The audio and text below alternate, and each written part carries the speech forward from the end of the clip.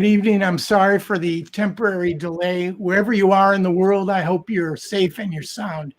I'm Aaron David Miller, a senior fellow at the Carnegie Endowment for International Peace, and welcome to our 10th session of Carnegie Connects, a series of virtual conversations about issues of critical importance to America and to the world. And I want to welcome everyone warmly today to a very special discussion on the U.S. and Africa perceptions and policies. I'm really excited about today's program, largely because of our distinguished panel, who I will introduce in a minute, but also because this day marks a new departure for Carnegie. This panel is not going to be a one-off, but the beginning of Carnegie's sustained focus, long overdue, on Africa and its changing role in a changing international landscape. In the fall, Carnegie will launch a new Africa program. We've, of course, done work on Africa over many years and across a number of our programs. But we're thrilled now for the first time to have a standalone program whose aim will be to help decision makers around the world understand the continent as a dynamic geopolitical player that it has become, and the need to update outdated policy theories and approaches. So stay tuned for that exciting announcement. And I hope very much that all of you will engage with us and contribute to our work. For me personally, this is also something of a new experience. My career in Middle East diplomacy has taken me many times to Egypt and North Africa, and I've had occasion to visit South Africa, but I've had little exposure to the complexity and diversity of the African continent. And in a sense, as an American, I suspect I'm not alone. In preparing for this session, I was acutely and painfully reminded of how much I really didn't know. And I liken studying Africa to the way I approached the Middle East, a university from one which never graduates or gets a diploma.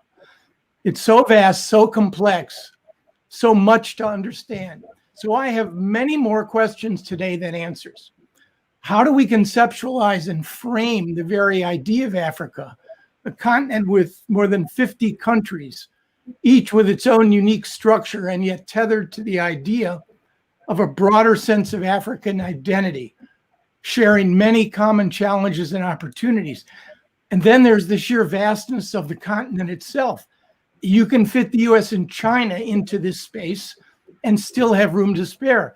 The distance, I was told, between London and Moscow is the distance between the mouth of the Congo River and its eastern border with Sudan. I also discovered an Africa is not a country app, which measures how many articles and journalists use the word Africa instead of referring to a specific country or set of countries. And it highlights the problem, I think, of seeing Africa as a single unit, a generalization, a stereotype that often obscures its complexity and diversity. A Nigerian novelist with whom I became familiar warned of this challenge, calling it the danger of the single story, a story which can often create stereotypes and makes one story the only story.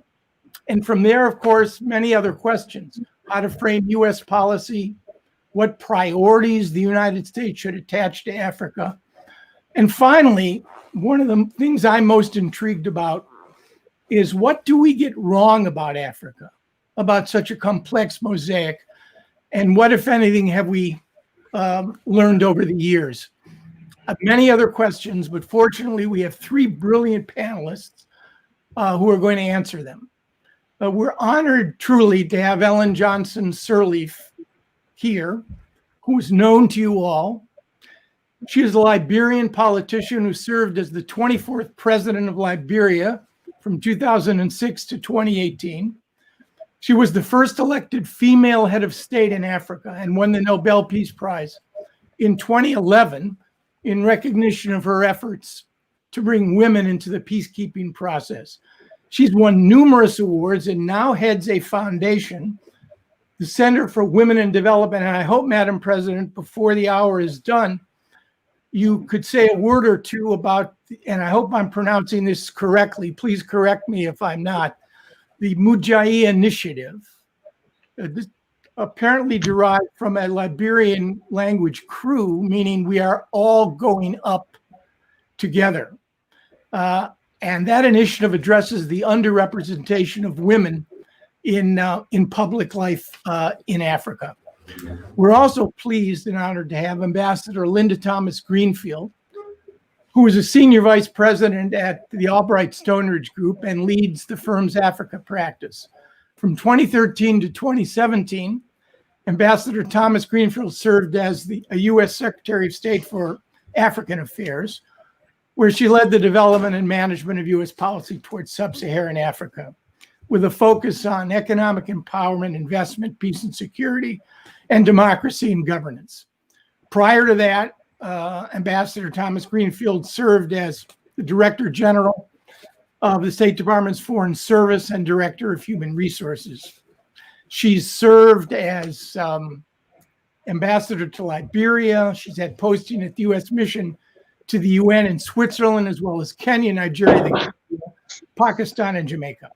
And finally, we are very honored to have with us today Nama El-Baghir is an award-winning senior international correspondent, journalist for CNN based in London.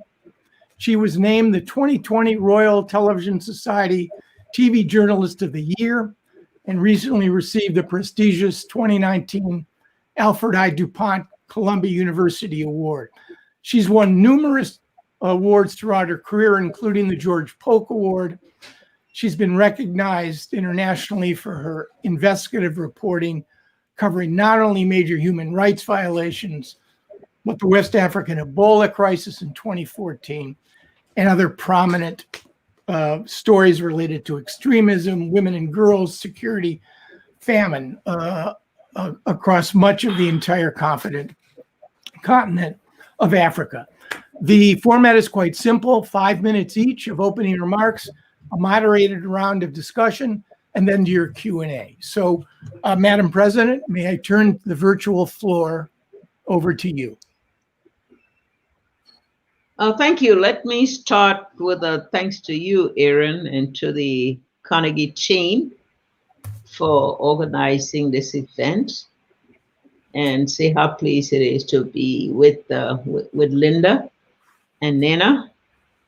I also want to say how pleased we are, this welcome initiative about Carnegie having this sustained focus on Africa and having a particular Africa program. That tells us that the future will have some changes as being called for right now.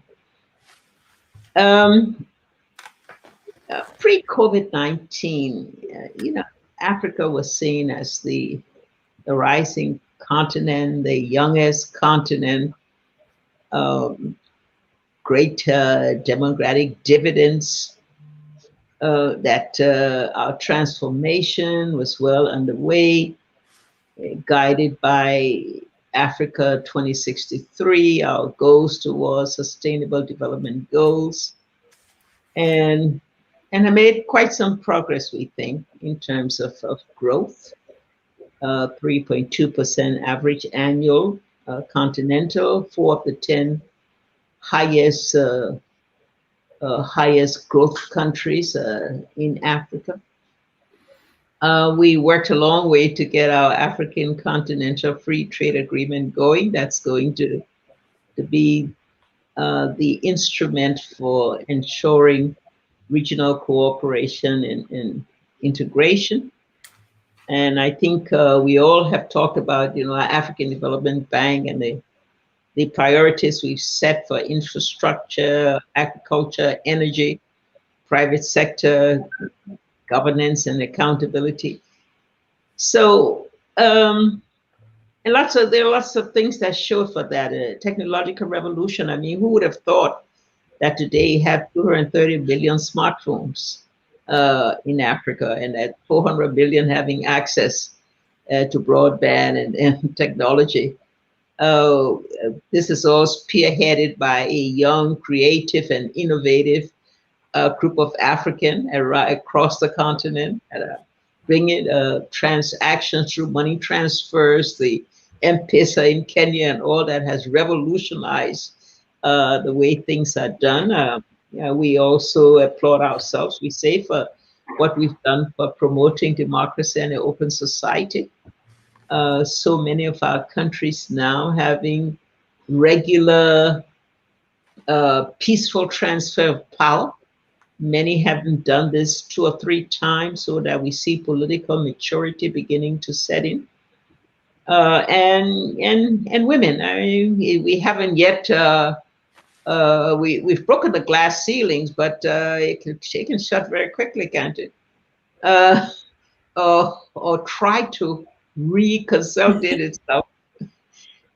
But we, in Parliament, we've done very well. I mean, one of our countries, Rwanda, having the highest parliamentarian women representation in the world, and so many others having reached 50% or more.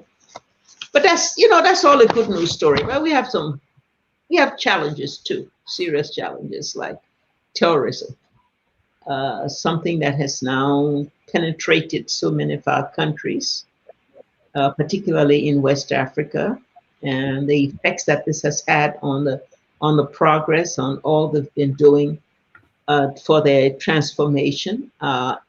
Also, because our population is so young, we have a job problem. I mean, there's been good education for many of our young. Many of them now are educated but unemployed because their numbers are large, and we haven't been able to have the transformation in industry that will create jobs, being able to make sure that our natural resources have value addition, that will create those factories and whatnot. There's progress nevertheless, but those are real challenges that remain. And food insecurity, because too long we have done too much of importation of food. But in the midst of all of this, we have COVID. And COVID is really having a devastating effect, first and foremost in human lives, economic growth, political momentum, social inequality. And we also find that because of the interconnected nature of global risks, the extent to which well-resourced health systems have been rapidly overwhelmed when this crisis hit, tells us that the ability to respond to many of the poor nations with weaker health systems, have been declining. The response has not been there, and it comes at a time too when you find multilateral systems are under attack. Those that are supposed to have the vehicles for being able to do the connection between the countries with greater capacities to respond to health crisis and those who haven't. The effect on our growth and supply chain disruption, what is done to production decline, our debt issue, I think that's been played out very well. And the effects of the lockdown, I must say, Africa has about what? The latest I saw, the total confirmed cases are about 179,000. But then deaths have been relatively low.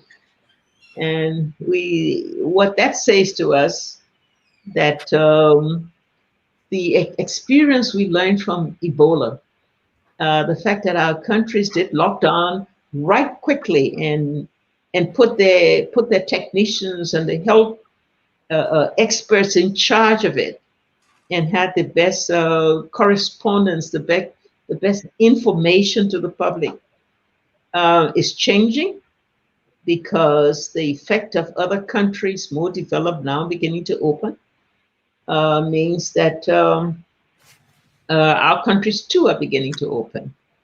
The effect of that again, of the lockdown has been severe also.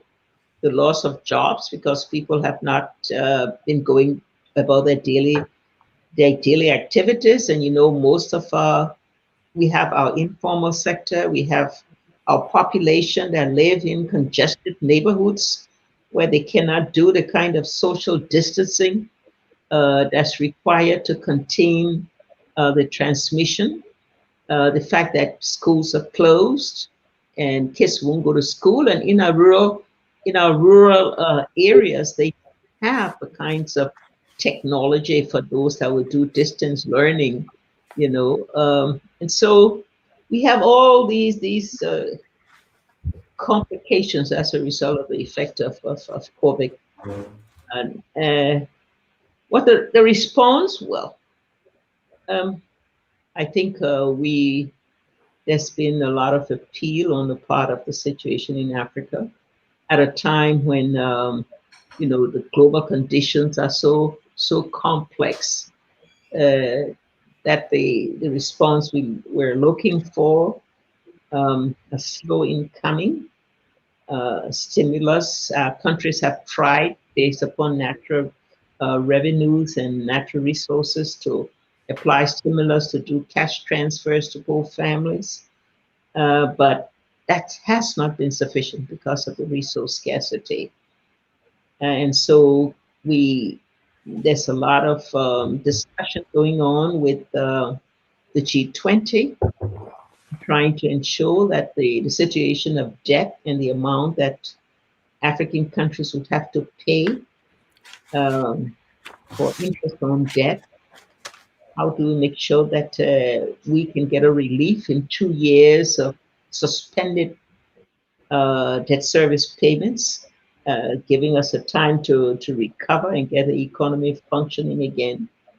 Our healthcare systems and special attention to matters relating to fragile states, which are the most vulnerable. These are discussions of today in Africa. Yeah. And these are the dialogue that are ongoing, first within the continent itself, through our regional institution, through the African Union, our own responses through the Economic Commission for Africa, working with our ministers of finance to be able to respond and to work with the G20. And many of us have collaborated with other international bodies in the appeal and examining it. So where are we? Africa, of course, has not developed the kinds of national response capability. We were not, despite Ebola, there was no vaccine. Of course, that process started in Ebola, and now we see because of COVID-19, there's a lot. So the issue is going to come. Will it be made available to all? Or will it be subject to negotiation, to purchasing, to competition? And where would that leave us? Are we going to make Africa once again is left behind as a result of this? Some of the issues. We believe that right now there's a big demand for change, there's a call for action to be able to address the inequalities and injustices that have characterized international relationship for too long. When certain issues relating to Africa's own relationship with the United States, I'm sure things that are going to come up in some of the discussion that will follow. So at this stage, I say that Africa is positioned to be a part of the new world order and to make its contribution and to stand firm, looking for better partnerships, not being dependent, but using its own natural resources for its own self-sufficiency in a partnership that brings mutual benefits to all partners, Africa, the United States, first of all, since this is the subject of our discussion, but all the other countries with which That's Africa. That's a wonderful, those are wonderful questions. I couldn't ask for a better scene setter and an overview, Madam President. Thank you so much. Let me now turn to Madam Ambassador. Linda Thomas Greenfield, the virtual floor is yours. Thank you very much, and thank you, Madam President. First, let me start by commending Carnegie for hosting this discussion. I was delighted when I was asked to join this discussion, and I didn't know at the time that Aaron would be announcing that this would be the first of many programs that Carnegie will be hosting on Africa as it launches its new Africa program. So I'm excited about the Africa program.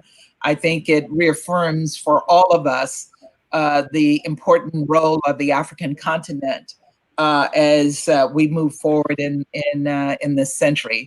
And second, I'm truly honored to participate in the program with President Sirleaf. She is a respected voice and an important leader on the continent. And I agree with you, Aaron, set the stage. Having served as the ambassador to Liberia, I got to see her skillful leadership in action. And Naima, it's really wonderful to meet you on this forum. You're a legend on the continent of Africa. We've seen your many exciting reports that you've done, focused on women, focused on issues that are important. I've been asked to speak briefly on US and Africa policy. And let me start, I'm gonna do something that will surprise you. I'm going to remind myself, as you've already heard, that Africa is not a country.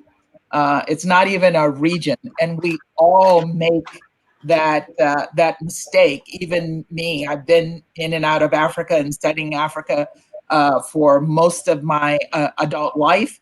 And I make that mistake, even as the Assistant Secretary of Africa. Our policies toward Africa tend to focus on the continent and not on individual countries. We look at the commonalities across these 54 countries, and the policies tend to be regional and rarely bilateral. Also, when we refer to US policy toward Africa, we focus broadly on an approach historically that has been what we refer to in the United States as bipartisan.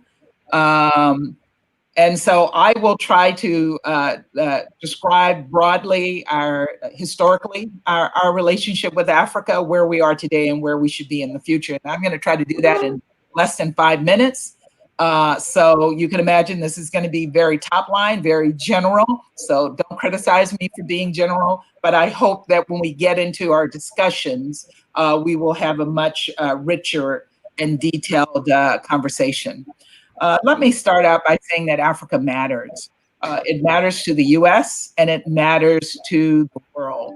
I said this in the last speech that I delivered when I departed my position as Assistant Secretary for Africa in 2017. And I stress it again today. But you may ask, why should Africa matter to the United States? I think President Sirleaf gave you some ideas as she talked about the role that Africa plays.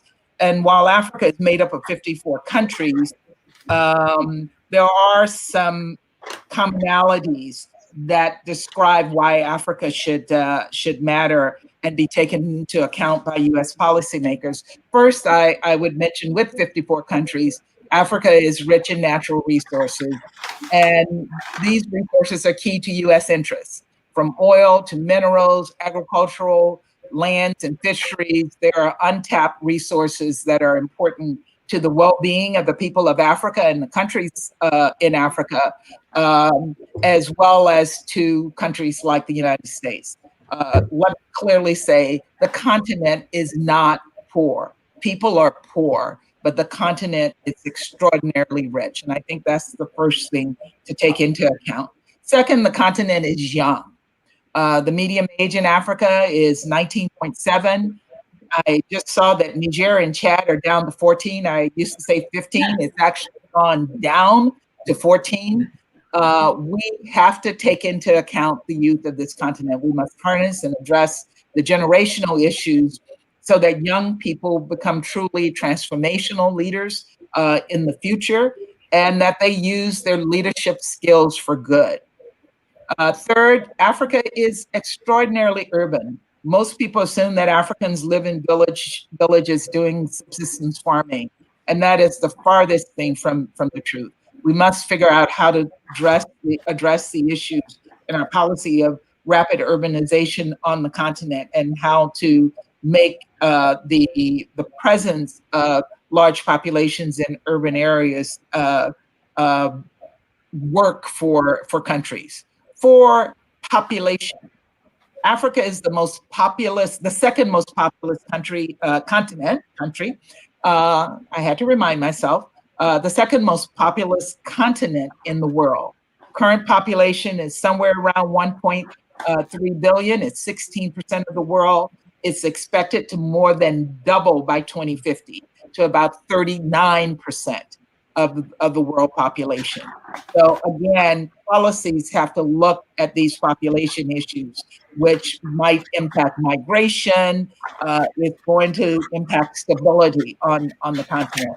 And 5, we must recognize Africa's strategic value as it relates to climate change, as it relates to democracy and other global issues. And the president touched on those when she talked about the impact of health. For these reasons, as well as I know this list could be unlimited, I usually work on the rule of 5. But for these reasons, the continent of Africa should be a key foreign policy priority for the United States. It should be a priority broadly for the current administration, as well as the next administration, whoever that might be. How these factors play into U.S. policy and interests in Africa, I think, will be a question that everyone will be asking. Historically and across administrations, Africa policy, as I mentioned, has been bipartisan, but it's also been initiative driven. You all can recite all of the initiatives that we have had across the African continent. You rarely see that anyplace else in the world. Our policies have been prescriptive. We tell Africans what we think they should look like, what they should be doing, what they should focus on, and what their priorities should be. Our policies have also been resource extractive. So we've taken but not given back much in terms of building the economies of Africa. Our policies have occasionally, but not always, taken into account these 5 factors that I outlined. And we are generally identified our interests in Africa as it relates to other foreign policy priorities. During the Cold War, we were competing with Russia. Today, it's China's mercantilist and aggressive trade approach to Africa. And we see, in fact, I remember when the Trump administration announced its Africa policy, delivered by then National Security Advisor Bolton, everyone referred to it as the China policy. Our policy is very related to what our priorities are elsewhere. Both parties have generally supported administration policies that focused on a perception of the continent that was impoverished, a continent that was in conflict, a continent to be pitted, and one in which we could extract from either in terms of natural resources or more specifically in terms of influence. And I don't want to diminish the positive impact of programs and initiatives, the Malaria Initiative, PEPFAR, our poverty reduction programs, maternal and child mortality programs, Feed the Future, and other programs, just to name a few. All of these initiatives had impact. They saved lives, they changed lives, but they did not deal with the long-term underlying causes of problems in Africa that have led to governments not being able to address these problems in a long-term way. The Obama administration, of which I was a part, I was also part of the Bush administration with PEPFAR and those programs, ramped up our relations with the continent with programs like YALI, And fortunately, YALI was maintained by the current administration. It focused on harnessing the power of youth, the power of the next generation. It recognized the youngness of the African continent. And I think we will see benefits from the YALI program for many, many years as these young people take the leadership skills and the capacity that they have been provided and move into their next level of leadership in their countries. The Obama administration hosted the first Africa Leaders Summit, which brought all of the continent's leaders to Washington to meet with administration officials to discuss how future cooperation and partnership with Africa could move forward in a more positive way. These and other programs, I believe, built strong relationships with the countries of the continent. But over the past 3 years, I have to say I've observed that relations have stalled during this administration, and I'm being kind by saying stalled. We have continued with many of the programs that were started by previous administrations, such as YALI and AGOA and PEPFAR and the Malaria Initiative, and I commend the administration for that. But we've not seen the administration move the needle significantly. We've not taken our relationships with countries in Africa to a higher level. When I have spoken to leaders and spoken to people across the continent, they feel ignored. They feel disrespected. The president's referring to some countries as SO countries was kind of a dash of cold water for African leaders who actually looked at a new Republican administration, one in which they could work with and one which would ramp up relationships leader to leader. So they were very disappointed. The travel ban on Muslim countries with a significant share of African countries on that list also was disappointing. Immigration bans have not helped also to improve relations. The administration has made some efforts to ramp up trade relations and are involved in ongoing discussions with the government of Kenya for a bilateral trade agreement, but that has come very late in the administration. And it's come at a time when Africa is actually in the process of forming the Continental Free Trade Area, which will actually, in my view, over the long term, empower Africa in terms of its trade relationships across the globe. The administration policy on Africa has also tended to focus on China, as I mentioned earlier, which leaves a bad taste in the mouth of most African leaders, as we have offered them no alternatives to what Africans see themselves gaining from a relationship with China.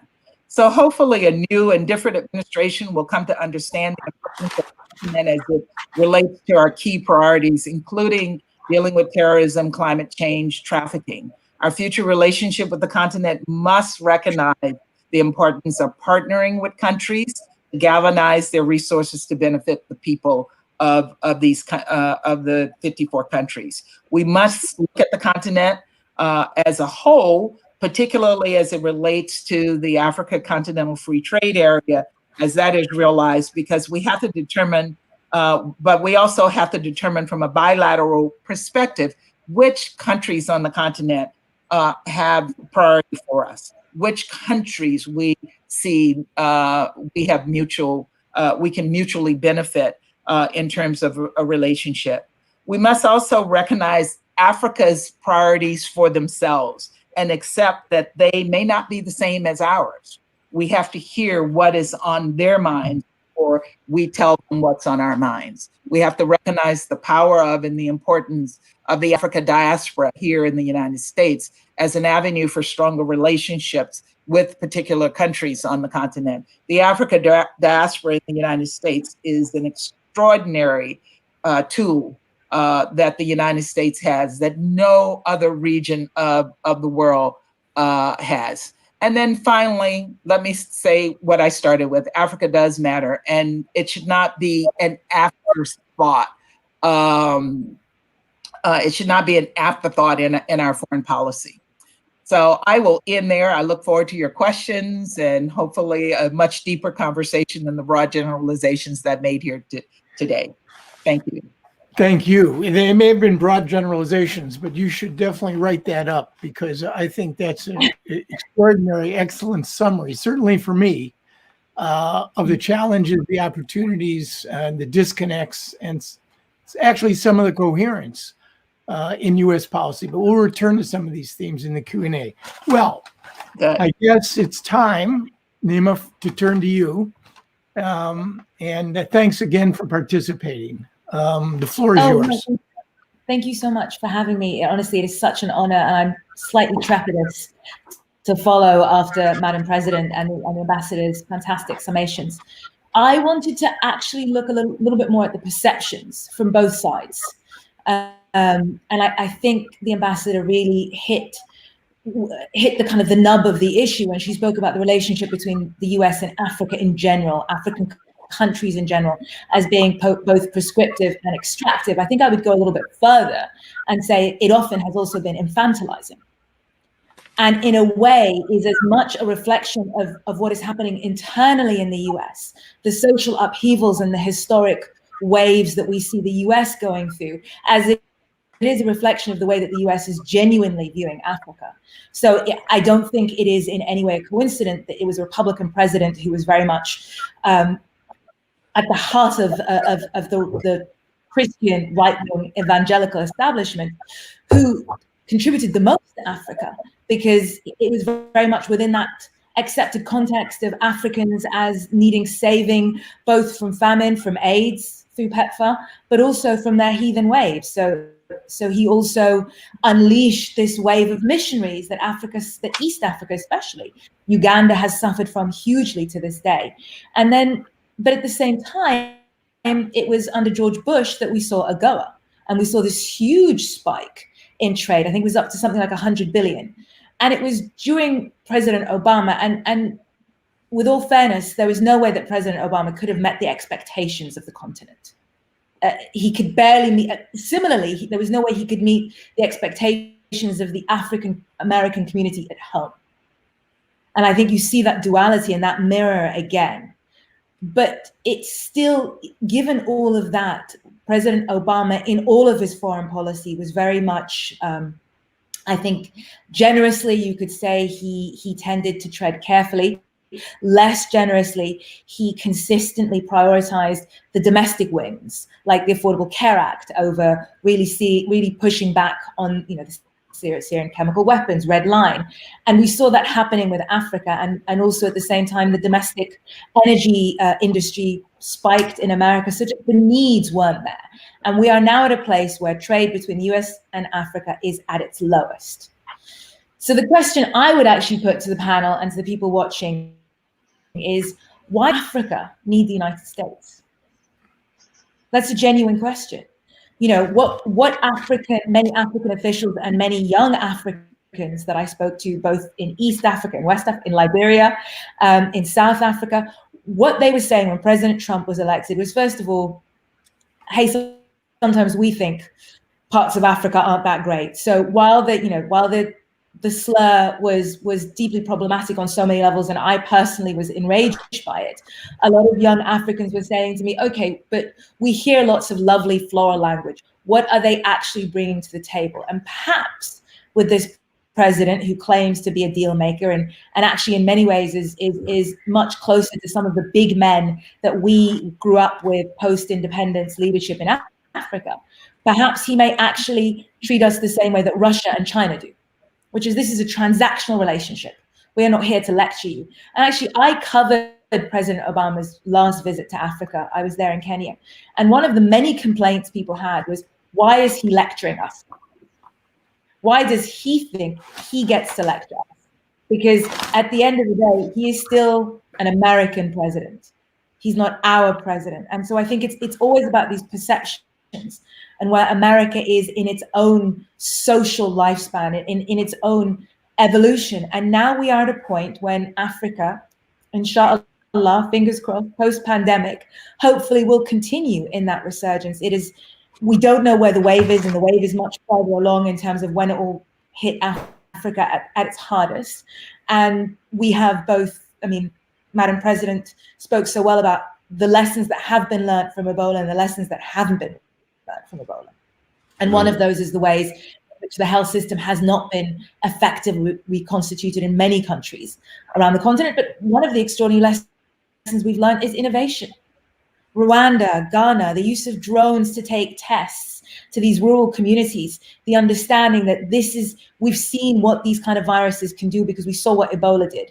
And people in Africa often take it much seriously than I think some of these kids in Florida are taking this pandemic, or some of the kids on the beach in Brighton here in the UK on sunny weekends.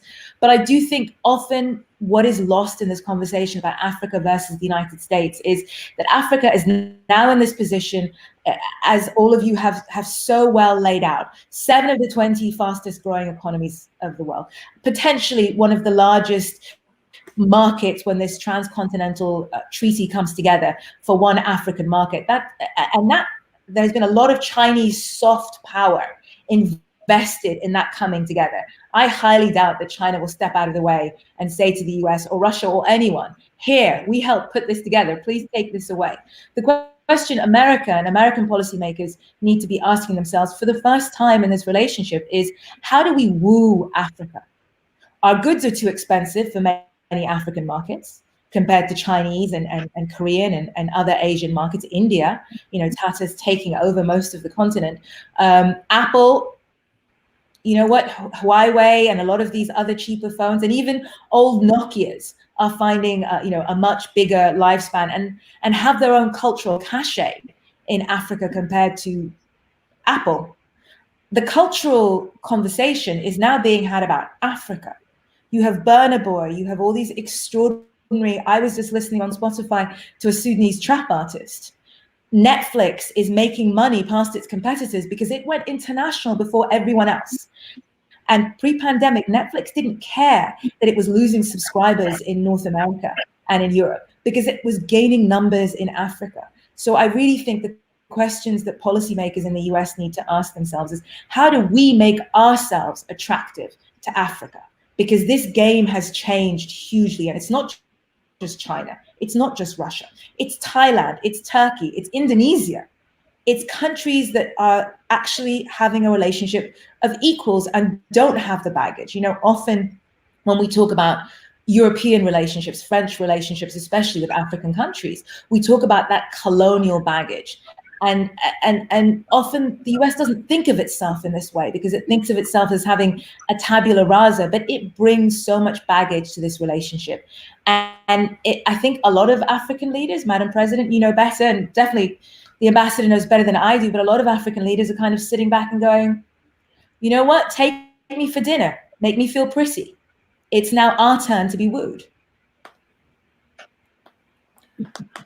Well, I have to say, that was highly stimulating, and it turns on its head, frankly, the traditional and conventional American approach to just about everything.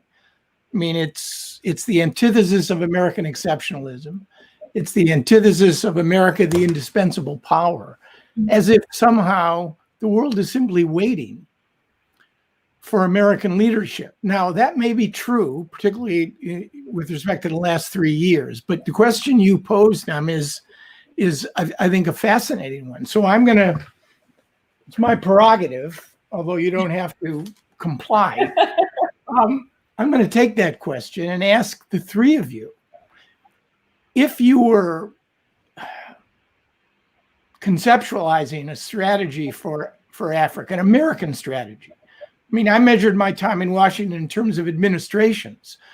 That's not the way we should be approaching foreign policy. We need to think much more generationally. So if each of you had to answer Nama's question, how would you do it? What is it that America can do, maybe with respect to both interests and values, for Africa?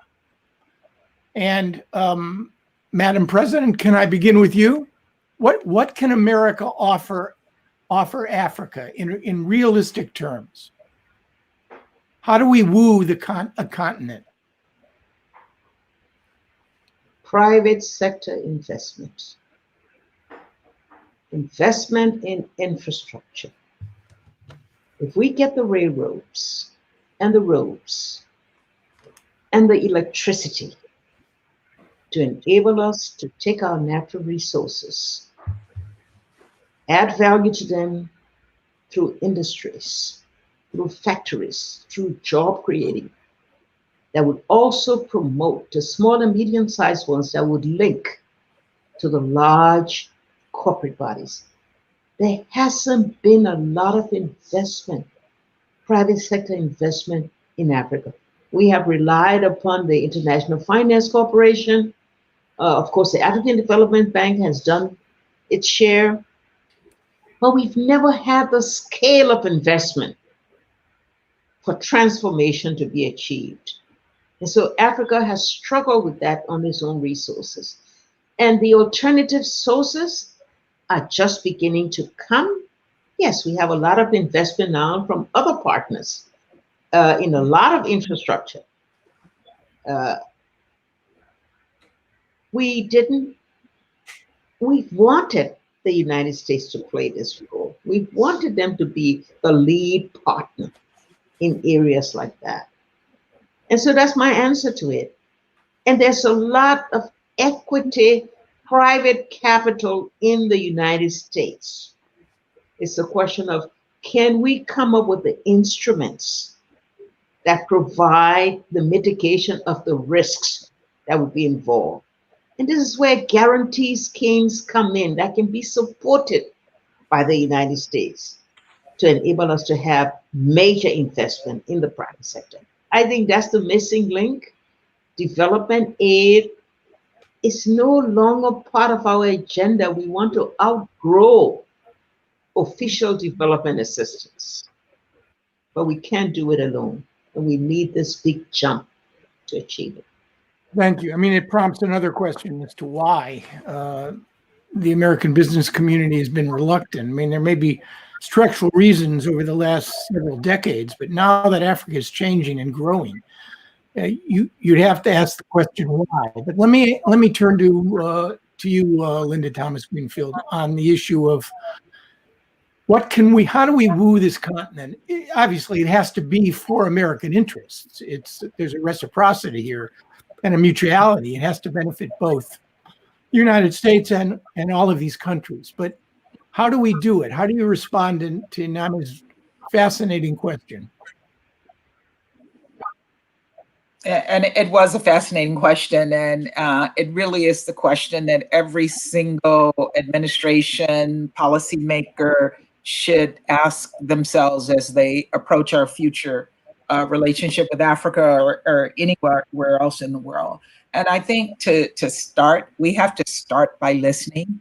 You heard me talk about being prescriptive. You mentioned, Naima, the feeling that President Obama lectured in Kenya. We have to get away from that kind of approach to Africa where we are kind of on top and we are giving you what we think you need. So I think initially to woo Africa, we have to listen at Africans. We actually have to have conversations. And again, it may not be with all 54 countries. We may have to prioritize our relationships on the continent and decide that we're going to focus our attention on making Liberia, our relationship with Liberia, which has been historically the longest one on the continent of Africa, other countries as the priority countries that we are going to have those discussions with, and show by example what it means to have an equal partnership with a country in Africa, where the Africans themselves define with us what the priorities of our relationships with them will be. I just read a report from Afrobarometer that talks about what Africans want. And one of the things that they listed was that Africans want an understanding of their priorities, and they want an effective partnership. They want an equal partnership with us. And I think that would be the first step in making in wooing the continent, but also wooing individual countries. Because again, I think we have to be realistic. We're not going to have an equal partnership with every single country on the continent. So we got to determine what our priorities are in terms of countries, where we have interests and those countries have interests. And our priorities can't be, we're only working with you because we don't want you to work with China. Yeah. We have to understand that there may be some benefits for a country in the relationship with China. And where we might be helpful to that country is to give them the capacity to negotiate better deals with other countries like China. Whether it's engineering capacity, it's negotiating capacity, it's alternatives to those countries. You asked, Aaron, about why American companies are not more interested in Africa, and I think that's a question that's been asked regularly.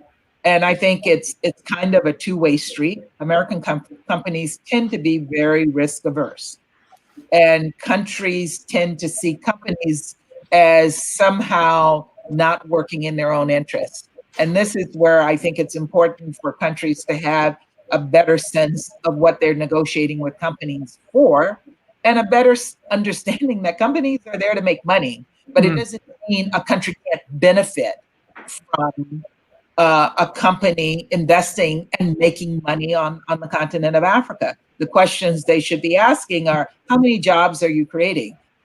How good are you on paying the taxes that we require you to pay to operate in our country? And then the kind of boogeyman in the room that we're not talking about is the whole issue of corruption. Corruption tends to discourage companies from coming to particular countries. I'm always asked, is corruption going to be a problem in this country? How do we get around corruption? So corruption, because American companies are clearly restricted for good reason from paying bribes, whereas companies from other countries are not so restricted, so they're able to go around some regulatory requirements because they're paying under the table. American companies won't do that, and rather than deal with the problems that relate to that, they will go and do business elsewhere. So again, those are issues I think that we need to talk about. I mean, it raises the question of, governing is choosing, essentially. And how do you prioritize with respect to 54 countries? What's vital as opposed to discretionary? Yeah. And these are choices, obviously, looking at American policy toward Africa, you could say it's highly securitized, at least in this administration, and perhaps to some degree in the last. We've invested an enormous amount of resources in the deployment of American forces to aid in counterterrorism and insurgency, when in fact military solutions, frankly, may not be available, or not the best way to approach these problems. I'd ask you, Naima, finally to answer your own question, but which you can do, but I'd like to pose one additional question and then take one from the audience, because we, unfortunately, due to my technological incapacity, we've wasted a few minutes, not too many. If you had to identify the one thing Americans just don't understand about Africa, what would it be? The one thing we don't get.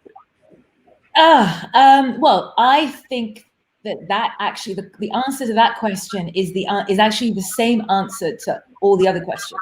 It's the same answer as to why American companies don't invest more in Africa. What America needs to do. What Americans don't understand is that we see you. We see the lack of diversity within your own institutions. We see the lack of diversity within your own companies. And we see the racial reckoning that you are having right now. And this expectation that you will come and you will lecture us about equalities, about freedoms, when your house is not in order. And the fact that your house is not in order is part of the reason why you don't see all the opportunities in Africa. So if there were more people in the State Department Foreign Service that looked like the ambassador, or more people in the blue chip companies that looked like us, they would be able to understand. So just this issue of corruption, being an African, being from Sudan, I know how systems work. So in our previous dictatorship, if there had been a direct government-to-government treaty around increasing investment from American companies. And part of that deal is that there would be no kickbacks for anyone along that line. People would die if there were kickbacks. It is just about political will and understanding the systems that you work in. I would just like to cheekily slightly answer my own question, and this is perhaps a little bit with my journalist hat on. What Africa needs from America is for America to be what America is at its best. And when America is at its best, it provides a safe space for the protection of values like freedom of speech, like democratization, like the casting away of corruption. And previous American administrations, while we have not loved all of them, they have at least stood for something. And demonstrators have known that when they die in the streets of an African capital or a capital city, wherever it is in the world, that an American president will stick up for them. That has not been true with this president. This administration was negotiating to normalize talks with President Bashir when he was slaughtering protesters in the streets. And that's what Africa, whether Africa knows it, whether many African leaders will acknowledge it, but what African people need is they need that fail-safe that America provides to much of this world, at least in this superpower cycle. Let's see what happens in another 100 or so years. But for now, America's the best we've got. And, you know, I wonder, now is not particularly the best time for America to be showing its wares to the rest of the world. But I agree with you. The American experiment is the constant search to close the gap. And this is important for Africans as well as for everyone else in the international community, between the way we are and the way we want to be. And under the right leadership, I mean, that gap may never be closed. In search of a more perfect union, but it's in search of the more perfect union. The struggle is what's ennobling. And that is what the world, when we are respected, I think understands about what is the best of America. I mean, we've reached the end of the hour, minus a few minutes. But I just want to add one point. Oh, please, Madam President. What America does not understand about Africa is that we have pride in our race and in our potential to be able to achieve the same amount of progress that other countries and other continents have had. Here. It's a wonderful insight, truly, and an optimistic one on which to close. And I can only say that this discussion has reinforced the conviction as to why the launch of a Carnegie Africa program is so compelling and so necessary. We barely touched the surface, but raised some conceptual questions, which was my objective here, to raise some conceptual questions, the bigger questions that are worth asking. And now Carnegie will set to answering them seriously. So I want to thank Madam President, Madam Ambassador, Nema. Thank you so much. The richness of this discussion has been really quite remarkable, right? Really quite remarkable. I've learned so much, and I want to thank you and everyone else for calling in. And stay tuned for the next Carnegie Connects session, most likely in September. Thank you all. Stay safe and stay healthy.